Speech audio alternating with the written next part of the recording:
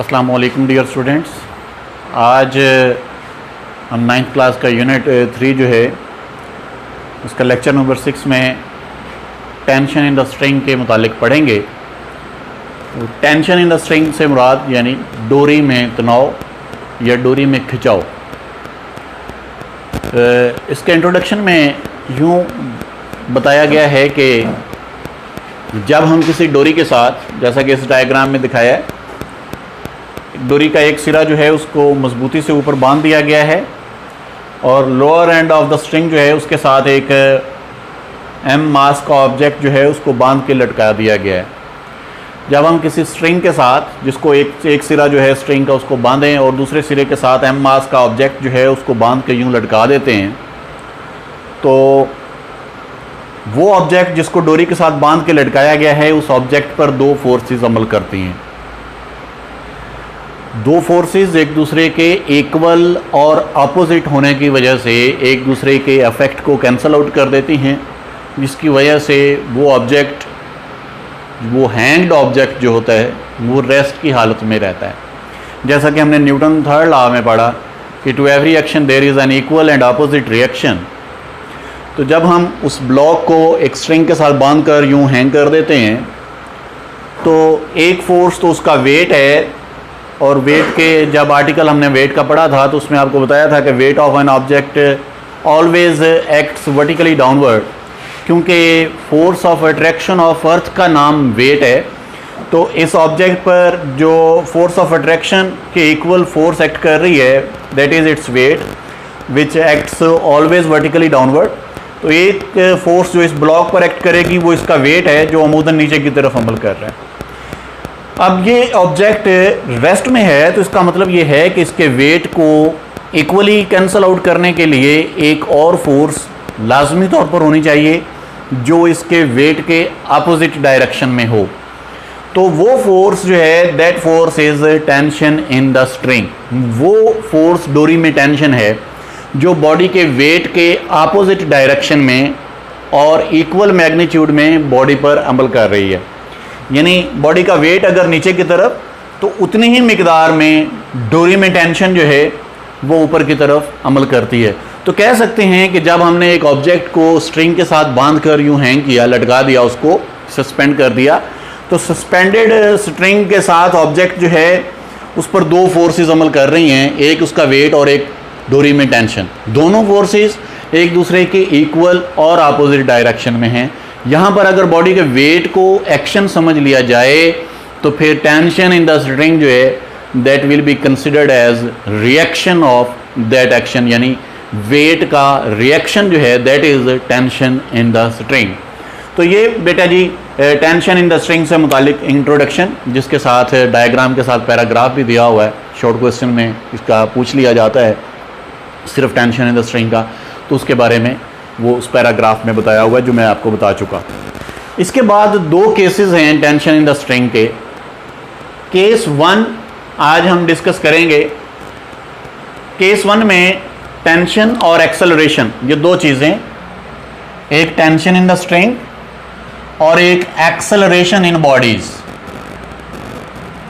यानी डोरी में टेंशन और डोरी के साथ बंधे हुए दो बॉडीज़ जो हैं उन दोनों बॉडीज़ में एक्सेलरेशन।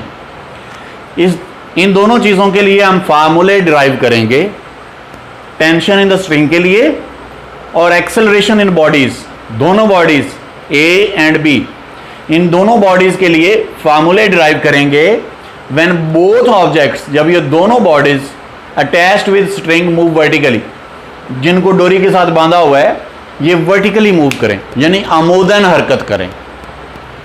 दोबारा सुन लें, एक डोरी के दो अपोजिट एंड्स के साथ दो मुख्तलिफ मासेस के ऑब्जेक्ट्स को बांध दिया जाता है। That string passes over a frictionless pulley, और उस डोरी को बेलचक पुली के ऊपर से, बेफ्रिक्शन पुली के ऊपर से गुजार दिया जाता है, और गुजारने के बाद उन दोनों ऑब्जेक्ट्स को यूं सस्पेंड कर दिया जाता है वर्टिकली। जाहिर है जब दोनों ऑब्जेक्ट्स का मास एक दूसरे के इक्वल नहीं होगा, अनइक्वल मासेस होंगे, एक ऑब्जेक्ट का मास जो है वो ज़्यादा होगा, दूसरे ऑब्जेक्ट का मास कम होगा, तो ज़्यादा मास वाला ऑब्जेक्ट जो है that will move vertically downward, meanwhile जो बॉडी जिसका मास कम है दूसरे से, that body will move vertically upward. तो देखा जाए तो दोनों की मोशन जो है, अगर एक वर्टिकली डाउनवर्ड जाता है उसी वक्त दूसरा जो है वो वर्टिकली अपवर्ड मूव करता है, तो दोनों की मोशन जो है दैट इज वर्टिकल मोशन, यानी दोनों आमूदन हरकत कर रहे हैं।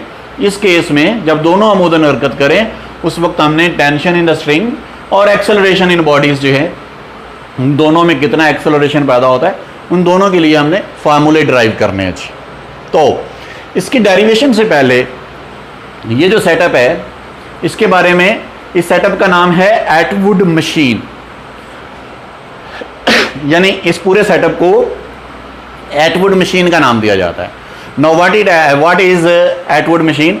Atwood machine consists of a string, two bodies of different masses are attached with string and that string passes over a frictionless pulley. That pulley is supported with a strong support. यानी एक पुली है, उसको मजबूत सहारे के साथ बांधा हुआ है, पुली के ऊपर से हम एक डोरी को गुजारते हैं और पुली जो है ये मूवेबल होती है, जाहिर है फ्रिक्शन लेस होती है, इसकी मदद से डोरी जो है वो स्ट्रिंग जो है बगैर फ्रिक्शन के वो पुली जो है वो रोटेट करती है, जिसकी वजह से वो जो स्ट्रिंग है उसको किसी किस्म की फ्रिक्शन का सामना नहीं करना पड़ता, इजीली वो रोटेट कर सकता है उस पुली के ऊपर। तो पुली के ऊपर से स्ट्रिंग को गुजारा जाता है और उसी स्ट्रिंग के एक एंड पर एक ऑब्जेक्ट ए जो है उसको बांध दिया जाता है, ऑब्जेक्ट ए को, और उसी स्ट्रिंग के दूसरे एंड के साथ ऑब्जेक्ट बी को बांध दिया जाता है। ये ऑब्जेक्ट बी है।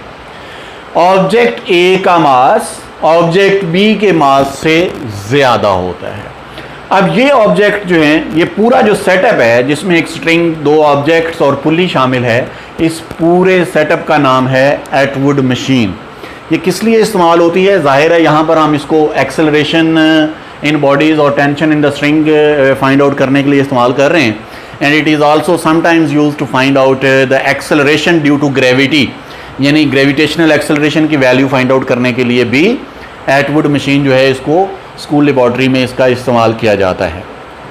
अब इसकी मदद से हम जो डेरिवेशन करेंगे, हम इसके लिए सबसे पहले नेट फोर्सेस निकालेंगे बॉडी ए पर और बॉडी बी पर, और उसके बाद एक्सेलरेशन और टेंशन के फार्मूलाए डिराइव करेंगे। That will be in the next lecture इंशाल्लाह। इसमें शुरू करते हैं।